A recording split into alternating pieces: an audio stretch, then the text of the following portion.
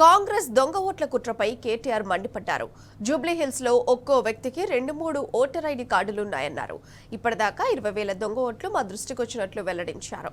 400 బూత్లలో దొంగ ఓట్లు రాయించినట్టు గుర్తించామన్నారు. దొంగ ఓట్లు తొలగించి ఎన్నికలు జరుపుకుంటే న్యాయస్థానంలో తేల్చుకుంటామని హెచ్చరించారు.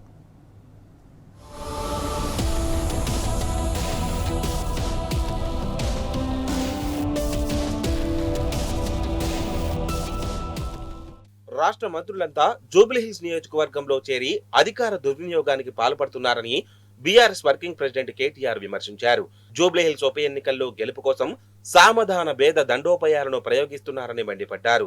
అధికార పార్టీ 400 పోలింగ్ బూతులలో దొంగ ఓట్లు నమోదు చేయించిందని, తమ పార్టీ జరిపిన క్షేత్రస్థాయి పరిశీలనలో ఇప్పటిదాకా 20,000 దొంగ ఓట్లు ఉన్నట్లు బయటపడిందని చెప్పారు. ఇంకా ఎన్ని దొంగ ఓట్లు ఉన్నాయో ఎలక్షన్ కమిషన్ తేల్చాలని విజ్ఞప్తి చేశారు. హైదరాబాద్ బీఆర్కే భవన్లోని రాష్ట్ర ఎన్నికల ప్రధాన అధికారి కార్యాలయంలో సీఏఓకు వినతి పత్రం అందజేశారు.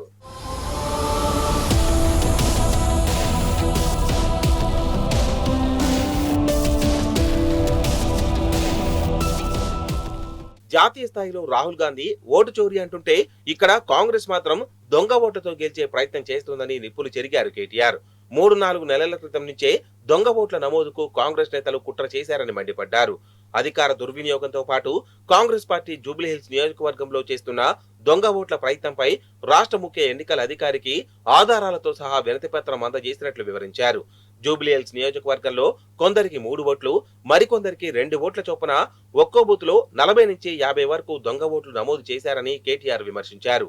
ఇందుకు సంబంధించిన ఆధారాలను మీడియా ఎదుట ప్రదర్శించారు. సీఈఓ గారిని కలిసి కాంగ్రెస్ పార్టీ ఏదైతే ఈ బయట రాహుల్ గాంధీ గారు మాట్లాడుతున్నారు ఓట్ చోరీ అని, అక్కడేమో ఓట్ చోరీ జరుగుతోంది, కానీ ఇక్కడ చోరు ఓట్లతో గెలిచే ప్రయత్నం కాంగ్రెస్ చేస్తా ఉంది. అక్కడ ఓట్ చోరీ, ఇక్కడ చోరు ఓట్లు, అంటే దొంగ ఓట్లతో గెలిచే ప్రయత్నం కాంగ్రెస్ పార్టీ చేస్తా ఉంది. ఆ విషయంలో ఆధారాలతో సహా ఇవాళ సీఈఓ గారికి సమర్పించి వారిని ఎంక్వైరీ చేయాలని చెప్పి మరి ఈ రిప్రజెంటేషన్ అంతా కూడా మా పార్టీ డెలిగేషన్ అందరం కలిసి వారికి ఇవ్వడం జరిగింది. ఈ కాపీ కూడా మీకు అందజేస్తాం. జి కార్తీక్ అనే వ్యక్తికి 3 ఓట్లు, 3 ఎన్నికల గుర్తింపు కార్డులు ఉన్నాయని చెప్పారు. ఫోటో ఆధారాలు మీడియాకు చూపించారు.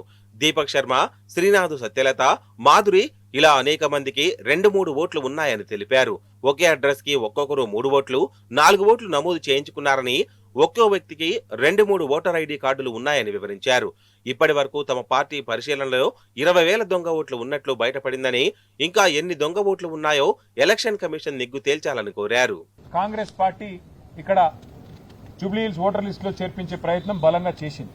చాలా సిస్టమేటిక్ గా మరి గత 3-4 నెలలుగా వాళ్ళు ఈ పద్ధతిలో 400 బూత్లలో మరొక్కొక్క బూత్ లో కనీసం 50 దొంగ ఓట్లన్న చేర్పించి ఒక 20,000 ఓట్ల దాకా దొంగ ఓట్లను ప్లాన్ చేసిన విషయాన్ని నేను మీ దృష్టికి, అట్లాగే వారికి సీఈఓ గారి దృష్టికి కూడా తీసుకొని వస్తున్నా. కొన్ని ఉదాహరణలు నేను మీకు చూపెడతాను. ఇది చూడండి, 3 ఫోటోలు మీకు కూడా సెట్ మొత్తం ఇస్తాను. ఈయన పేరు కార్తీక్, కోవూరి కార్తీక్. ఈ కోవూరి కార్తీక్ అనే పిల్లోడికి 3 ఓట్లున్నాయి. ఇది మా కవిత్వం కాదు, ఇది మాకు ఓటర్ లిస్ట్ ఏదైతే మొన్న అప్డేటెడ్ ఓటర్ లిస్ట్ అని ఇచ్చినారో దాని నుంచి ఎంక్వైరీ చేసి మేము తీసుకున్నది. ఒకటే పిల్లోడికి 3 ఓట్లు, కానీ ఆ 3 ఓట్లకి 3 వేరు ఎపిక్ ఐడీలు, అంటే ఎలక్ట్రానిక్ ఫోటో ఐడి కార్డు అయితే ఉంటుందో ఎలక్షన్ ఫోటో ఐడి కార్డు రకరకాలుగా చేసినారు. ఇది కూడా చాలా తెలివిగా రకరకాలుగా చేసినారు. మేము ఫిజికల్ వెరిఫికేషన్ కోసం పోయినాం. కొన్ని అడ్రస్లు తీసుకొని బూత్ల వారీగా, క్లస్టర్ల వారీగా మేము నిజంగా ఓట్లు ఉన్నాయా లేవా, ఉంటే వీళ్ళు ఏమైనా దొంగ ఓట్లు చేసినారా, ఏం చేయబోతున్నారు తెలుసుకోవడానికి ఫిజికల్ గా ఆ ఇంటికి పోయి మరీ చెక్ చేసినాం. ఒక్కో ఇంట్లో 150 నుంచి 200 వరకు ఓట్లు నమోదు చేయించారని కేటీఆర్ విమర్శించారు. ఆయా ఇండ్లపై తమ పార్టీ నేతలు పరిశీలన చేస్తే చిన్న ఇంట్లో 100కు పైగా ఓట్లు నమోదై ఉన్నట్లు తేలిందని పేర్కొన్నారు. ఓటర్ లిస్టు ప్రకారం 23 ఓట్లు ఉన్న ఇంటి యజమానిని ఆరా తీయగా వారిలో ఒక్కరు కూడా తమ వాళ్లు లేరని చెప్పారని, అసలు ఈ ఓట్లతో తమకు ఎలాంటి సంబంధం లేదని స్పష్టం చేశారని వెల్లడించారు. అసలు అలాంటి వ్యక్తులకు కిరాయి ఇవ్వకముందే ఇలాంటి పేర్లు ఎట్లా రాశారని వాపోయినట్లు పేర్కొన్నారు. జూబ్లీహిల్స్ లో ఓట్లు ఉన్న వాళ్లకు నగరంలోని ఇతర నియోజకవర్గాల్లో కూడా ఓట్లు ఉన్నాయని వివరించారు.